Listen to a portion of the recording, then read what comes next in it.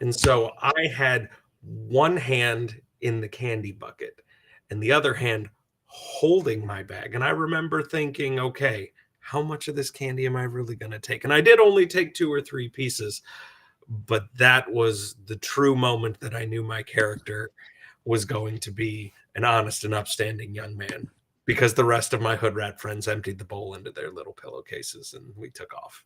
It was a hell of a Halloween. TJ, we went live.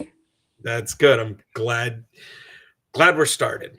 Welcome, friends, to episode 139. And we are joined tonight with Nathan Logsdon of Logsdon Woodworking. We will get into him in just a moment. TJ is going to run through our sponsors real quick first, though. All right. First sponsor that we need to shout out is Surf Prep Sanding Systems. I actually used both of my Surf Prep sanders today. I was carving up some wooden birds to give as holiday gifts this year, taking a little inspiration from our friend Leah. And I can't tell you how relieved I was to use spongy sanding pads on that little 3x4 wiggle sander while I was smoothing out my birds. Just great if you're into wood carving.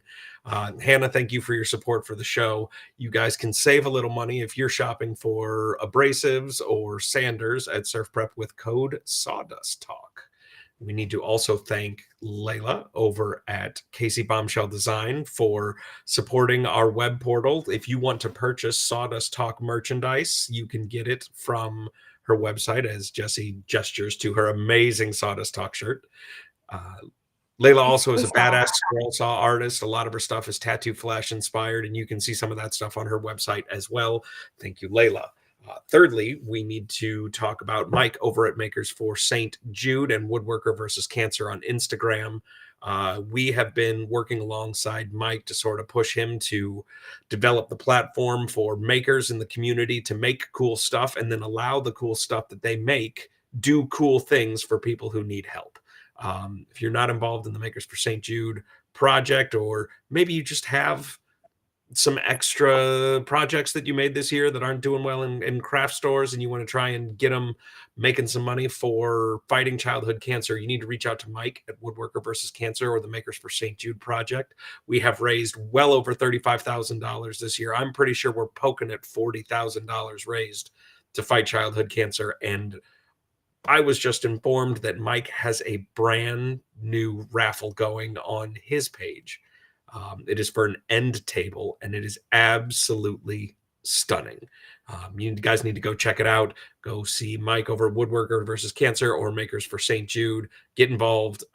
Your donations are tax deductible. They will send you a receipt both via email confirmation and through the mail. So you can make sure that you get it to your CPA, and you can help little kids and help your business a little bit too. So let's all cheer for Mike, and let's fight childhood cancer together. Heck yeah. We also have a Patreon if you guys want to check out patreon.com/Sawdust Talk and buy us a cup of coffee. But we are joined today with Nathan. And Nathan, first of all, thank you for being here. Second of all, tell us about your involvement with Makers of St. Jude. So I make a lot of things based on content lately. So I had actually decided to make some things just because I had some extra epoxy that was going bad, and I had some scrap wood that I didn't want to throw in the burn pile. And I'm basically was like, I'm going to make these, I'm going to finish them up, and I'll see if they sell. They didn't sell. But I also just decided as I was going through, I was moving, I basically refinished them, and they were a little dusty. And I'm like, why don't I raffle these? Because I had just seen the first post of the season from the fall raffle for Makers for St. Jude. So I put all those boards up and did a big raffle towards the end of October or beginning of November. I put the raffle up, and I was just trying to, like you said, clear out some space, do something that was good for the kids, and it was just a way for me to give back a little bit. That's one of the DIYers in the community, kind of tied in with the woodworking community.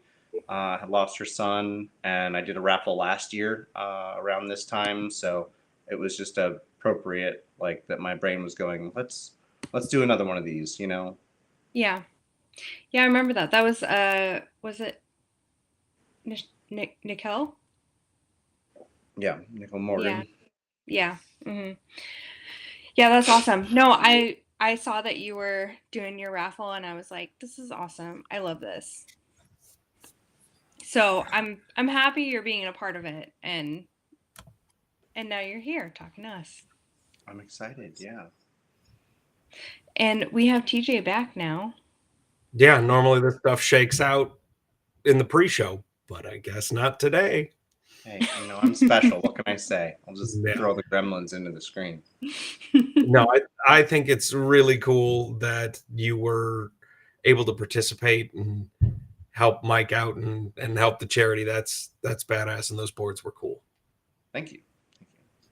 They're very cool. So you are active military. Yes.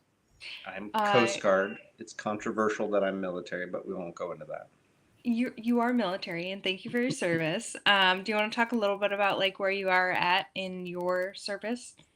Sure. So I'm Coast Guard, as I just said. I'm an aviation maintenance technician, which means that I work on helicopters right now. I've worked on C-130s, C-27s, which is like a mini C-130, MH-60s, which you've probably seen like Black Hawk Down or something, but like the rescue version of that, which is more like the Navy stuff. But the current aircraft I work on is a really small orange helicopter that we like to land on the back of boats. And my unit is the only unit in the Coast Guard and one of the only ones in the world that specializes in counter vessel interdiction. So we do all of the Coast Guard's drug interdiction tactical flights. So I do a lot of that, going out on boats, maintaining the aircraft, while one of the really cool guys goes up with, you know, a big fun 50 cal and shoots at drug boats. So it's a good time. That's pretty exciting stuff. Are the rumors and stories that the internet feeds us about drugs moving via submarine like a thing? Oh yeah. Yeah, that's been decades of fun. Oh my I God. love your use of the word fun in that sentence. The Alto Subarco thing that was big about 5 years ago, right before COVID. The dude who jumped off the boat into the sub and like was yelling at him in Spanish. That's like I'm at the boat and my helicopter's flying overhead while that's happening. So that's pretty dope. Yeah, it's exhilarating for sure.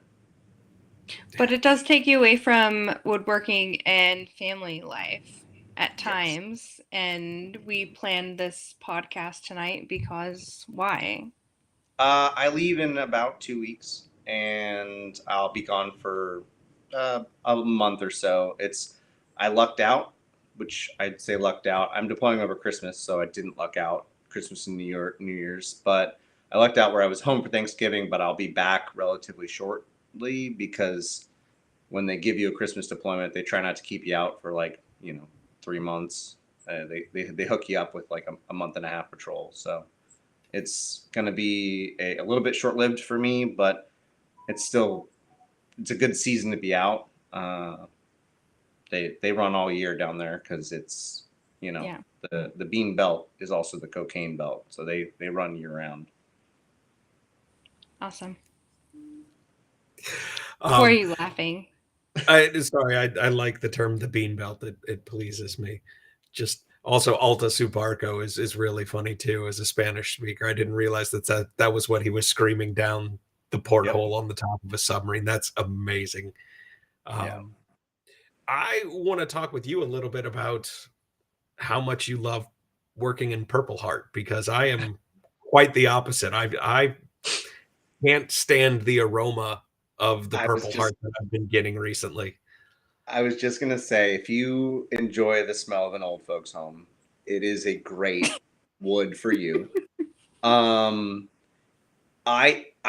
can't get past the color. Just the way it looks. when you've gotten it finished perfectly, I know people that'll like throw it in the oven. I know people that will they'll burnish it.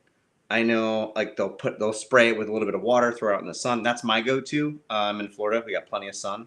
So I will give it a little spritz with water, throw it out in the sun, come back in 20 minutes, flip it, spray it again, 20 more minutes, and it's that perfect like glowing dark purple. And for me, it's one of those things where it was a test. It was a can you even do this moment. I had just gotten to Florida. I transferred here from North Carolina, and I had a horrific blue and yellow Ryobi table saw.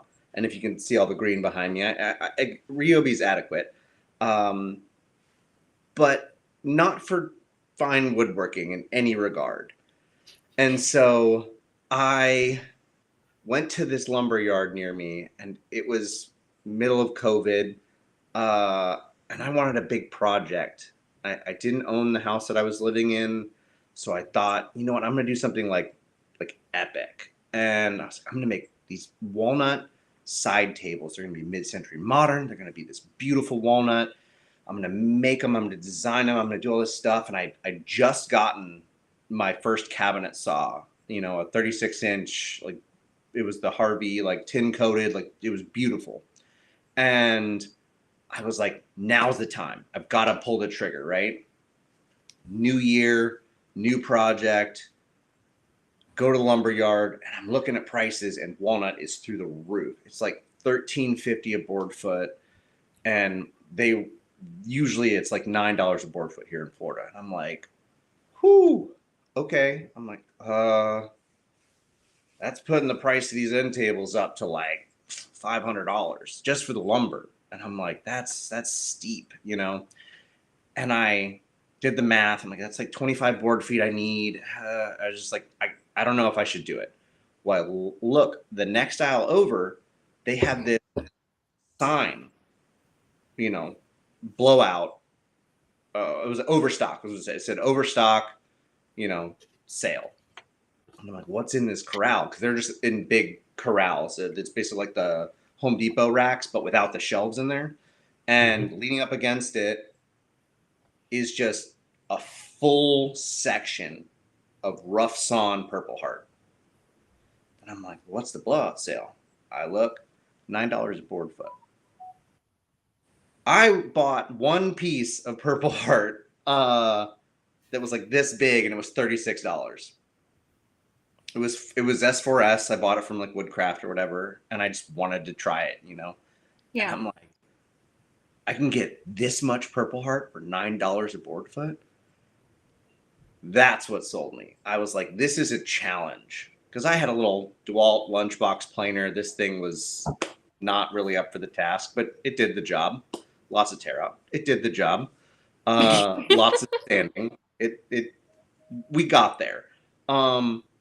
It's one of those, like, I hate the term man maker projects, but it's one of those ones that was a test. It was my David or Mona Lisa. Not that it turned out to be, you know, the most epic, beautiful thing ever, but to me, it is. I don't care what, 99% of people who look at it think.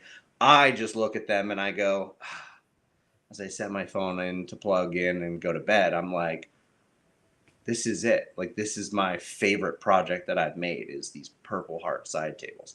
And I made them, I think I finished them in spring of 2021. They're still the most beautiful purple color. I did finish them with Odie's oil.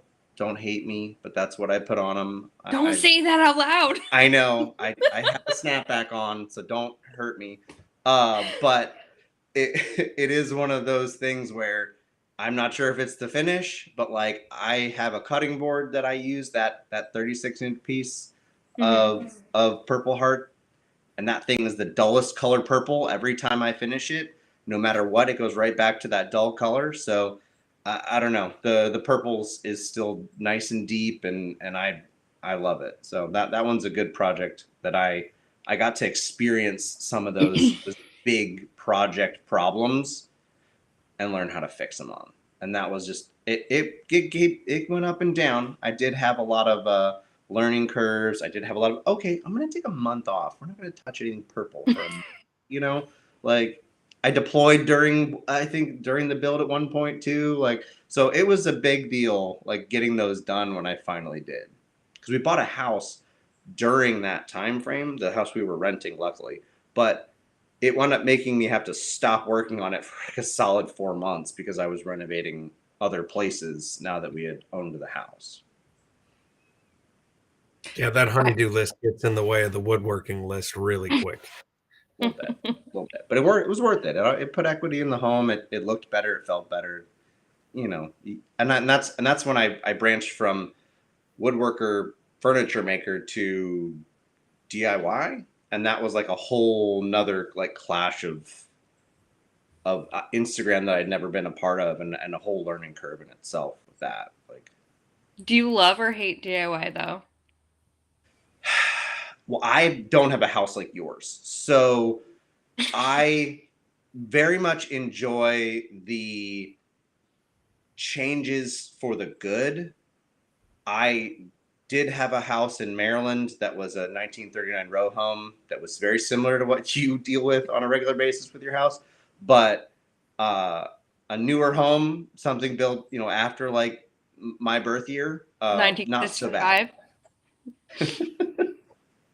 So yeah, I enjoy the transformations. I enjoy the design aspect, which I didn't at first, but has slowly become something that I'm enjoying. So it's nice to be able to like see an idea in your head. I draw stuff up in SketchUp when I do DIY because I love having my measurements right there to reference, do supply lists, all those things. But there's just something about when you have this is what I want to see, and then you get done and you look at it and you're like, wait, I did that. Like I wrote this on paper. Okay, it took me 3 months, but like I did it. Like I'm not a general contractor. I don't think I ever want to be, but I did do the thing. And for me, it makes being in the space that much more worth it. So it comes down to it for me. I do enjoy the DIY. I look forward to owning a home again one day and getting to redesign spaces. Yeah, How I'm did you going learn? through the repair shit phase in my house right now, where like the last 2 weekends in a row has been cutting rotten end grain off of deck boards and then replacing them because they're just a little more soft than you want them to be. Yeah. And then you don't want, like, I got 2 toddlers, and like I really don't want a toddler foot to go through a deck board. Like That's bad juju. Yeah. And then last week was the plumber emergency, right? That one was fun. And That was during the podcast. yeah, that was during the podcast. We had an emergency plumber the night before Thanksgiving out at the house because even if I had attempted to snake that drain, I can do sort of. It was longer than mine would have been able to reach. And so the moral of the story is that I just need a bigger and more beefy drain snake and some insurance, and then I can start another side hustle because I need another one, right? There you go. We are hobby collectors. It's what we do. Exactly. Yeah. Nathan, how did you go about learning SketchUp? Jay Bates YouTube. Really? I was moving from North Carolina to here, and I had a problem. The problem was scrap wood hoarding because I wasn't making a ton of money woodworking. I was making furniture. I was doing a fairly good job, but I was putting all that money into rent and other things. So I did a lot of rescuing woods, and people knew that. They would be like, hey, I'm cleaning out my garage. Do you want like 4 2x4s, 6 pieces of random trim, and half of a sheet of... Yes, I do. Bring it on over, friend. And so I was moving from North Carolina, and I had this unique issue of having to move gobs of scrap wood. And so I was like, you know what I'm going to do? I'm going to design a scrap wood cart in SketchUp so that I can build it from the plans. It'll make good content, because this was in 2019 when Instagram was becoming video instead of just pictures and carousels. And so I was like, let me just learn how to use it. And I was like storying about it. I was getting into like, maybe I'm a content creator, not just like a person who makes things. And so I started doing that, and I learned how to use it by having a project. I know so many people are like, you know what? My goal this year, I'm learning SketchUp. December 30th, they're like, I didn't do it, guys. I couldn't figure the program out. Every time it comes the end of the year and you've not forced yourself to learn it for a project, I promise you will benefit from having just something small. Build yourself a shoe rack out of plywood, something little, because you're going to learn so much about yourself and how you deal with technology, which me, not so good. If you have a laptop like I do, buy a cordless mouse, because it will save you so much heartache. But the biggest thing was I had a project. I was watching a YouTube that explained all the different types of ways you can use the program. It may not have been the exact I mean, he was building cabinets, and I'm building a 3-step with different dividers organizer for sliding in different lengths of lumber. Totally unrelated.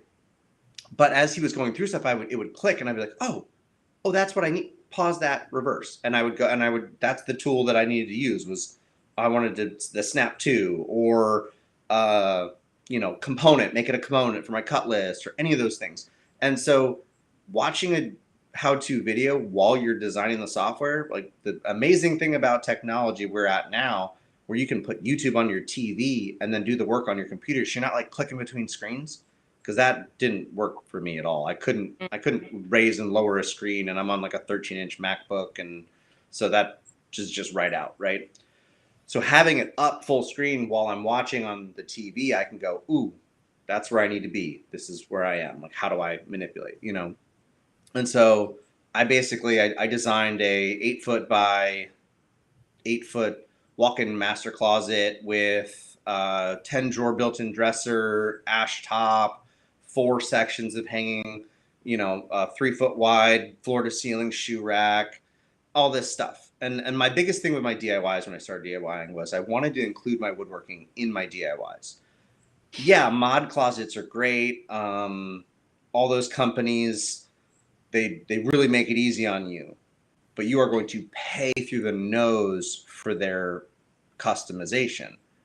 I bought 4 sheets of plywood, 16 2x4s, and I built a full closet out of that. And so on a budget, I was able to create a really great space.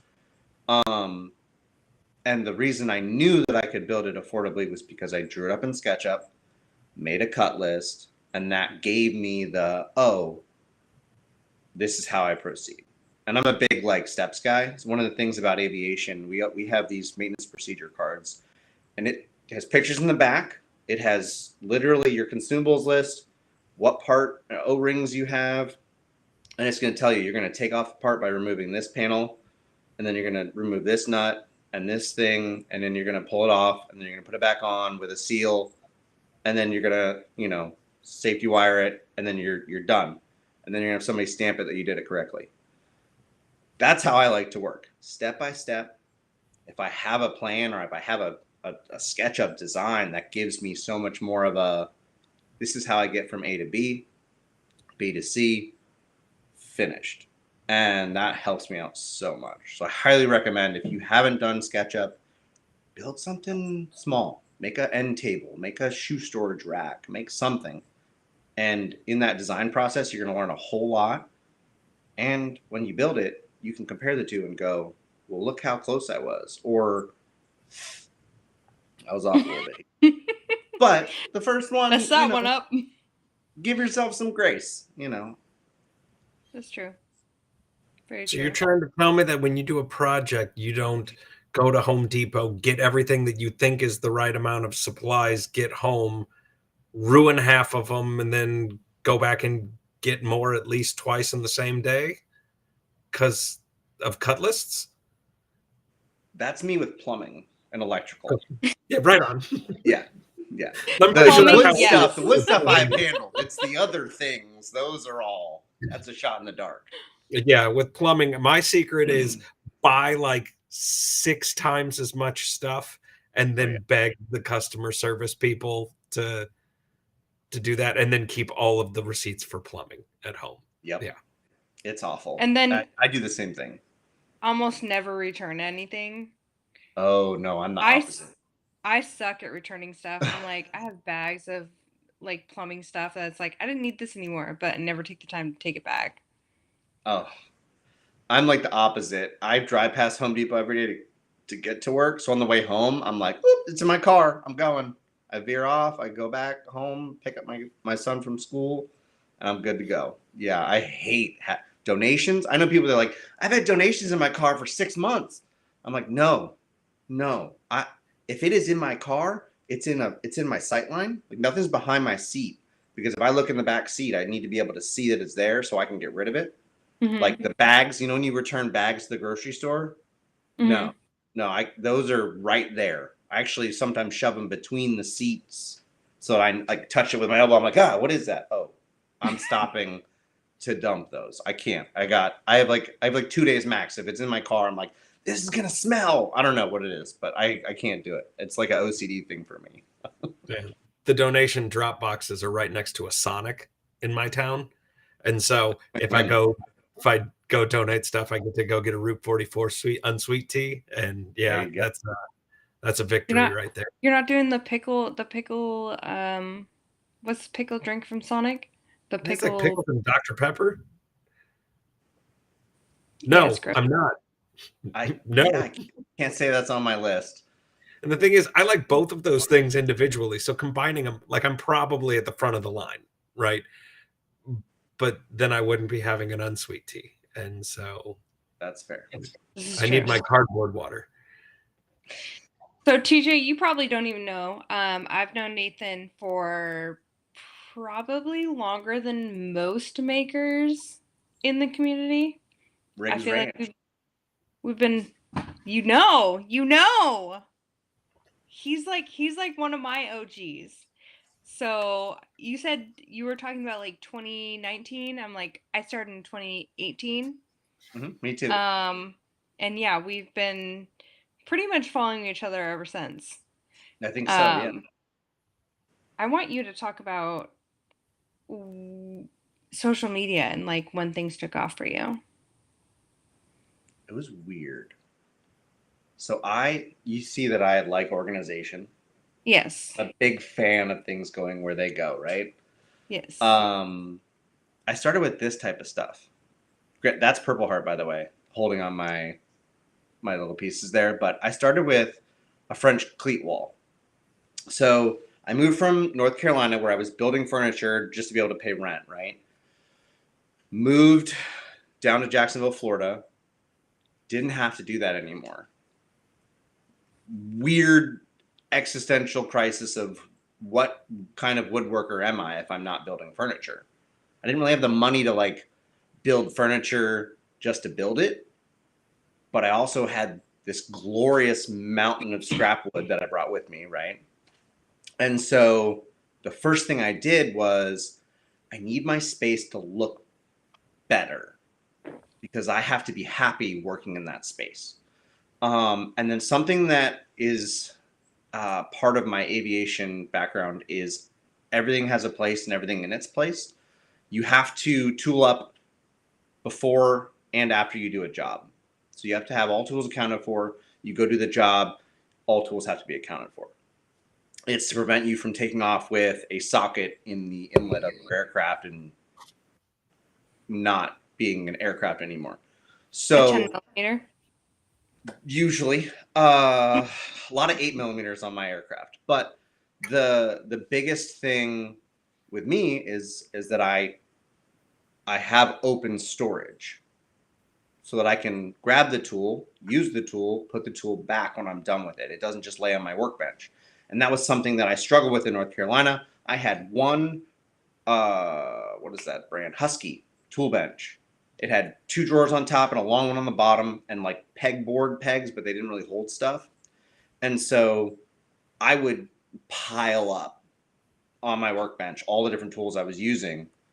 And then I'd put them back in the drawers when I was done a job. And I was like, this would be so much better if I could use the workbench to hold the thing I'm working on, because I had like a pop-up little plastic table.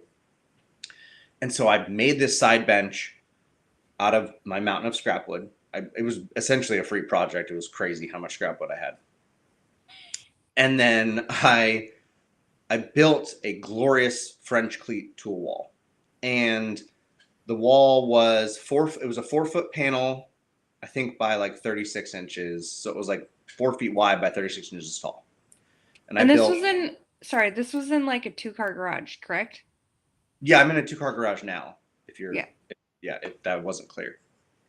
So I had half a 2-car garage. One half was a home gym. One half was my wood shop. This panel was smaller French cleats because I didn't need to be like super weight bearing. It's just holding these tools, right? It's just holding this type of stuff. And so I started sharing all the customization I was doing, making my own tool holders and the process I was going about it. And I had just hit 1,000 followers when I had moved. And I started in 2018, July of 2018, when I opened my page. And I got to North Carolina, or from North Carolina to Florida, July of 2020, COVID. Can't leave my house. What else am I going to do? I'm going to use my scrap wood to make stuff. And I started going on all these different little tangents with the perfect tool holder for a router, though the perfect tool holder for nail gun, all that stuff. And when I was sharing about that, I don't know if I just hit all the French cleat nerds right in the heart, and I started, gaining a little bit of traction there.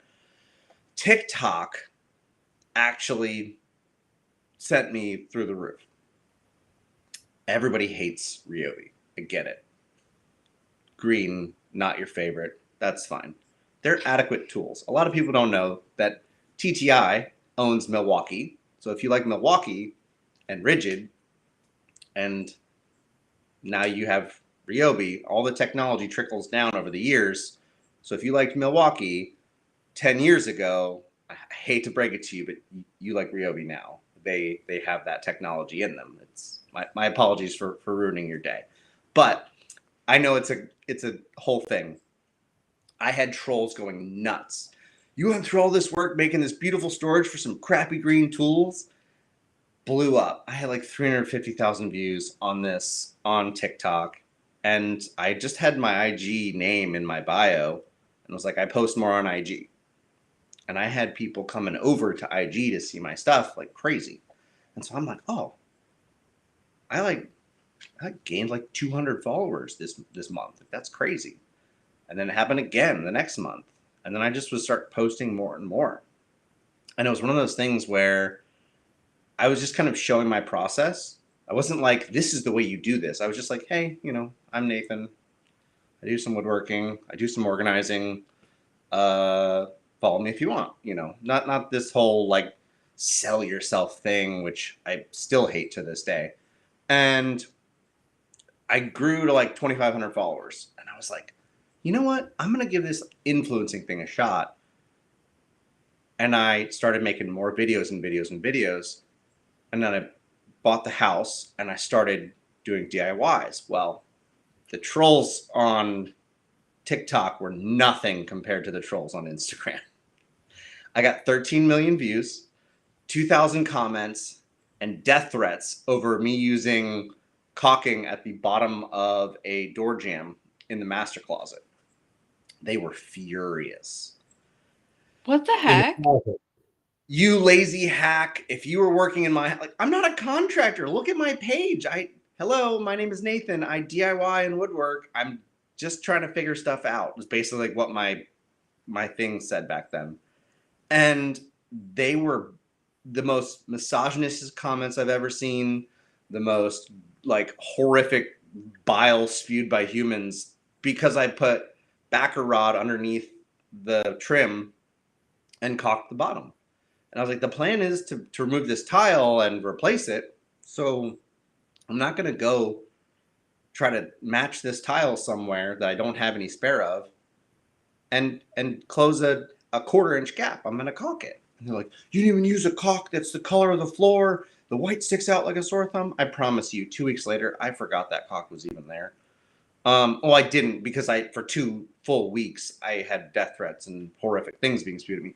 But I gained, from the nice people, I gained probably 10,000 followers. So I'm at like 15,000 followers now. I like just hit 10K like right there in like week 2.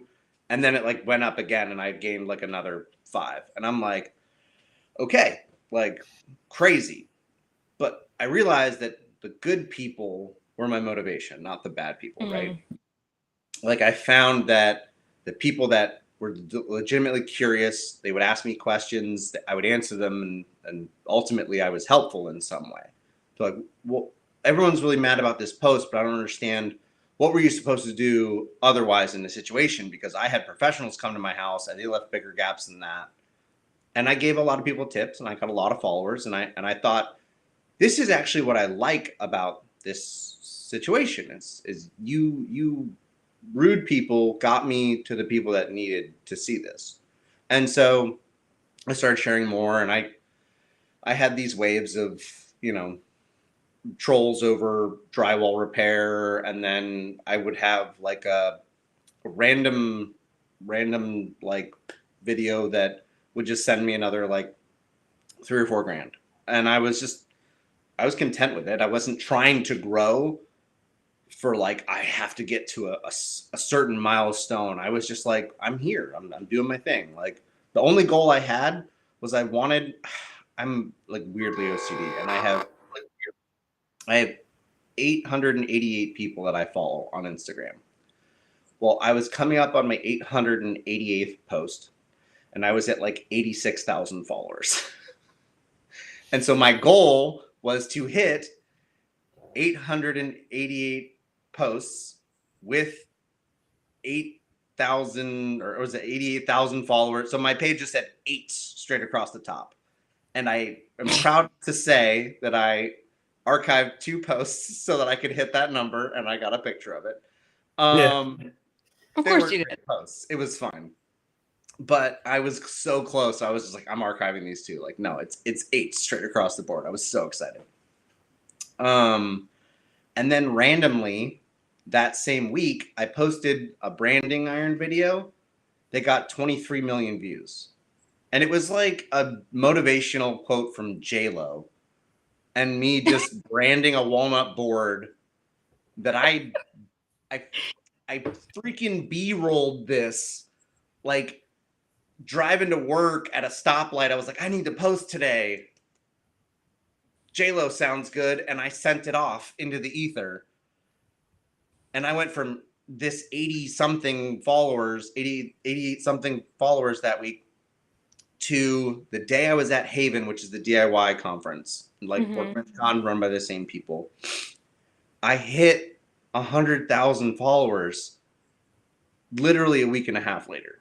While I was just getting to the conference, I was pulling in, and somebody goes, "Oh my God, congrats!" As I'm like walking through the bar, and I'm like, "What?" And they're like, "You just hit 100,000 followers," and I'm like, "What?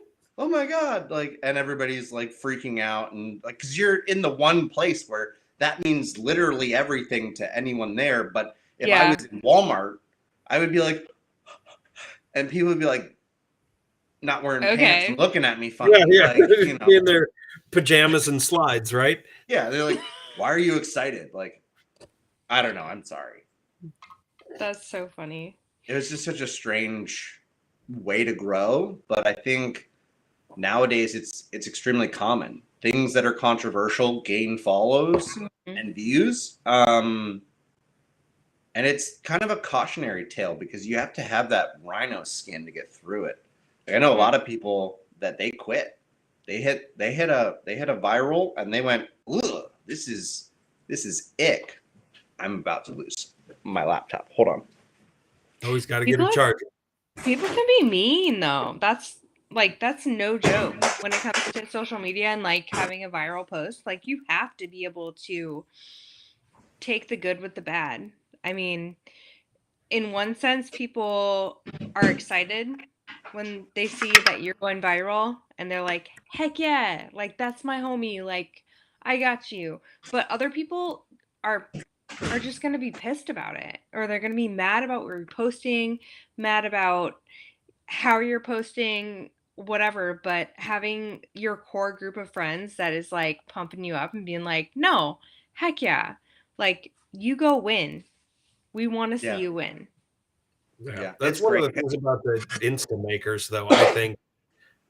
I still think the Insta makers are just this giant group hug Mhm. where everybody like sees what you're doing, and even if they can do it and they can probably do it better, they still cheer for you, right? And Absolutely. that's what I can't seem to leave Insta and hit the YouTubes or the TikToks or anything like that, because it's just nicer, right? And then you go to the big group get-togethers, the workbench cons and the maker camps or what have you, and they're stoked to see you in person, Yeah. and that's just amazing to me still, like to see people that existed as like internet homies be so excited to hang out in real life. It's cool because it's technically like the first rule of the internet that our parents taught us in the Oh yeah. 90s Just take on your America ass. Online. Like, don't meet the people you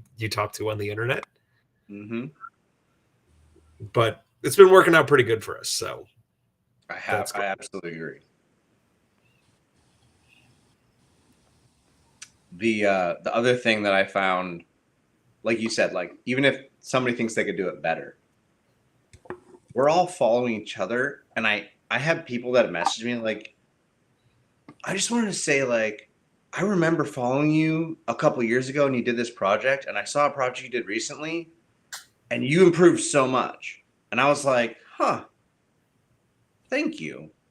And I look back and like a lot of the time your process is improving, right? Because your tools are improving over time. Your experience is teaching you, okay, I need to do this differently. The glue up needs to be like that instead of like this. But that's what I started this Instagram for. It was part of it was my mental health, having an outlet, having something to focus on during COVID, but a portfolio. I wanted to be able to look back on my work. And that's, I mean, if you go to my first 40 posts, it's a portfolio. Um, and then it turns from portfolio into May for Makers 2020, which I think was the first time they did May for Makers. And I started posting about myself, and the posts about myself were getting more views than the posts about my woodworking did. And I was like, what does that mean? What do I do about that? And I just remember going and thinking like, okay, this community is worth investing in. And that's when I met like Christito Millworks, Mike Coffee, Pete, and those like first couple like tendrils into this community that I didn't even know existed. You know, I kind of got pulled in, and I thought these people are like me in the way that we have like hunger for knowledge. I said it earlier, we're hobby collectors. I didn't ever think that I would have a CNC, let alone one that's belt fed and moves a piece based off of magic. I didn't think I would ever own a laser, and there's I own two now, three. I have a 40 watt that sits in my closet and I don't touch, but it's fine. I didn't know that I would have a cabinet saw. Like I thought a contractor saw was what people had. I didn't know that that was even a thing. And like you grow and you learn, and then you kind of just collect more and more. And I do, vintage tool restoration, or really enjoy the ones that come amazingly tuned up. I mean, this draw knife is about 100 years older than me. it's fun to do all of the things, right? Like make your tool holders or share about the cool stuff that, people can buy in the store. And that was what was kind of like hitting me about doing this as a influencer. I hate influencing. I hate you ever see me say to click this link, it's because the brand wants you to click the link. I don't want you to. I'm sorry. But it's one of those things where you're just like, it's paying the piper so that you can keep doing the cool stuff that you want to do. And I Robbing just, Peter to pay Paul kind of thing. yeah, Yeah. you do. You have to, there's a give and then there's the take. And I think it's worth it in the end. But like, it's one of those things where you're like, I want to do cool stuff. I want to show people this fun idea in my head. And I think that's like, I think that's what a lot of us started as. And then you get to this point 6 years later and go, I think I did it. Like, Yeah. you know? Well, with over 100,000 followers on Instagram, I would say you've made it. But you are also, I have to point out,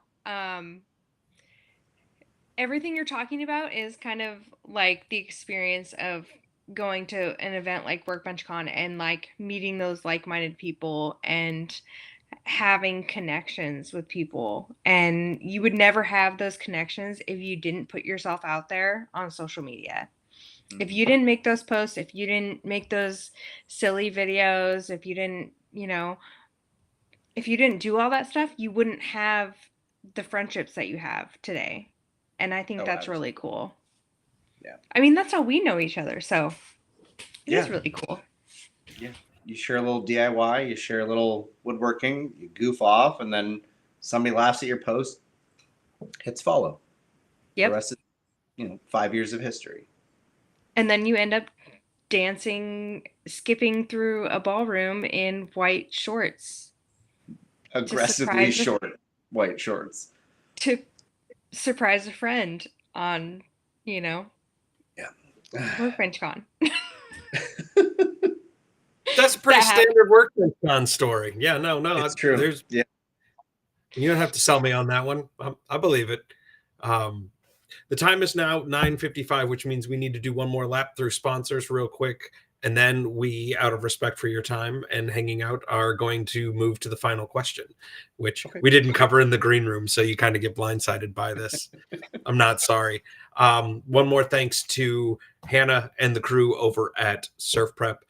Use code Sawdust Talk to save some money over at Surf Prep. Their dust collector is top of the line. It's got auto switches on the outlets. It burps the HEPA filters every 10 seconds to make sure everything's flowing. It's dynamite. Get your hands on one. Try it out. Fine. Oh, yeah. It looks exactly like that. It's the best. It's as good as it gets. It's really, really fantastic. Layla over at Casey Bombshell Designs, if you want Sawdust Talk merch, I believe that there are hoodies and all kinds of other really cool things for your winter needs. And if you want to support the channel and or just show off that you're 10% cooler, not 20, not 15, 10% cooler than the person sitting next to you on that city bus, wear Sawdust Talk gear. That's how I would flex. Throw $5 in our Patreon if you're feeling it. It's Patreon, Sawdust Talk, and one more lap around Mike's table at Makers for St. Jude. It is gorgeous.